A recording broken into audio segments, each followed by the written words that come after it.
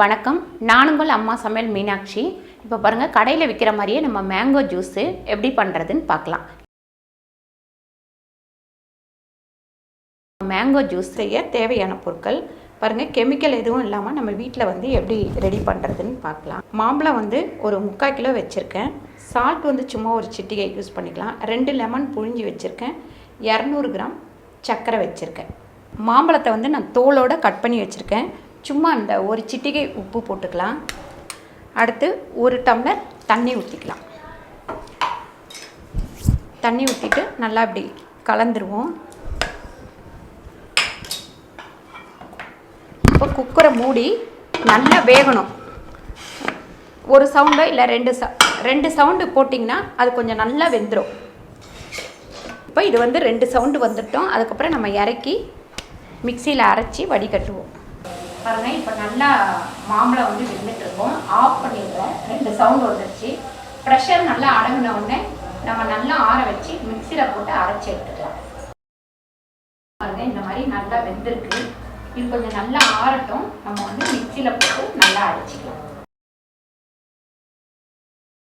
பாருங்கள், மிக்சியில் போட்டு நல்லா அடிச்சிக்கலாம்.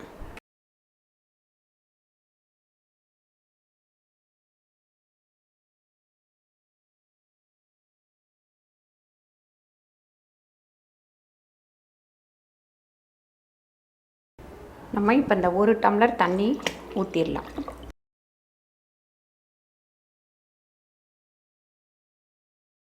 இப்போ நம்ம இதில் கொட்டி நல்லா வடிகட்டிக்கலாம்.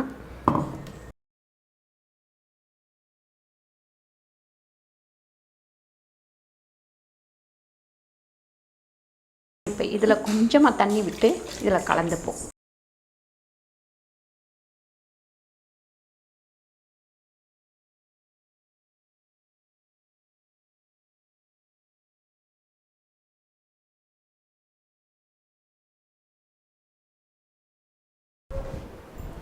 பாருங்கள், இந்த அளவுக்கு நான் வடிகட்டி எடுத்திருக்கேன்.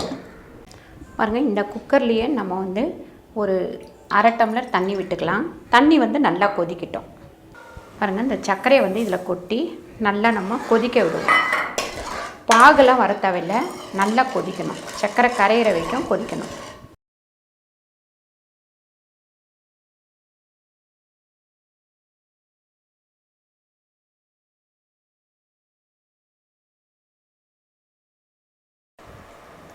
பாருங்கள், நல்லா சர்க்கரை கரைஞ்சி நல்லா கொதிக்கும் போது இந்த நம்ம வடிகட்டி வச்சுருக்கேன் இந்த மாம்பழ ஜூஸை இதில் விட்டுடலாம்.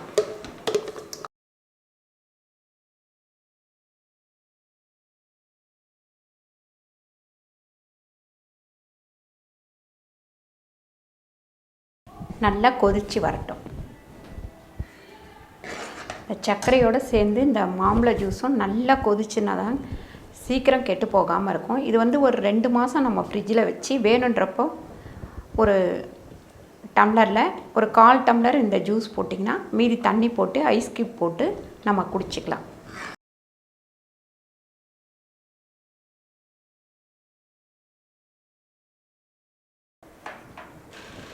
பாருங்கள், இந்த லெமன் சாறு வந்து சேர்த்துருவோம்.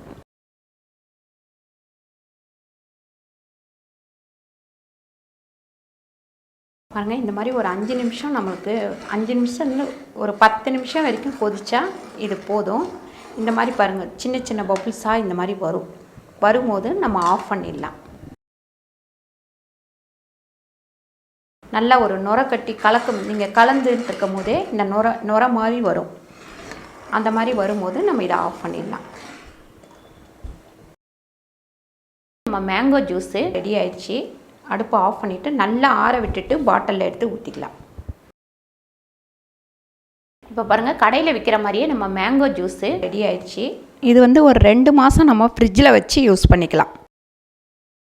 இந்த வீடியோ உங்களுக்கு பிடிச்சிருந்தா லைக் பண்ணுங்கள், ஷேர் பண்ணுங்கள், சப்ஸ்கிரைப் பண்ணுங்கள், ஃபேஸ்புக்கில் ஷேர் பண்ணுங்கள், மறக்காமல் கமெண்ட் பண்ணுங்கள். நன்றி, வணக்கம்.